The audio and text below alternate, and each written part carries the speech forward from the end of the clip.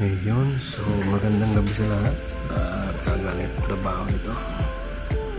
So may napansin tayo ditong nakamotor, dalawa magkaangkas na naka-signal light pa kaliwa at hindi tayo nagpalatang nagmamadali para sila ay hindi mataranta. So binutan ko lang itong dalawang to. Galing tayo ng tramo, papunta tayo ng Sapote, Alabang Road kasi meron tayo natin na importante din sa may Sapote, Alabang Road. So akala ko dahil kakaliwa nagdaan-daan lang ako, pero dumiretso pa rin yung dumiretso itong dalawang to.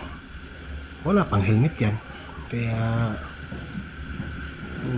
bagyang kumanan sila, akala siguro overtake na ako, pero hiniyaan ko lang, bumundot na ako sa kanila.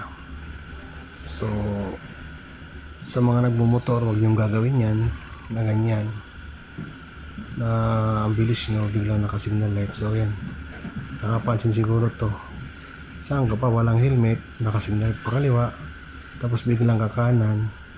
Ibang galing. So yan, salamat po sa papanood ng ating video na to. Malaking aral po to sa mga nagmumotor.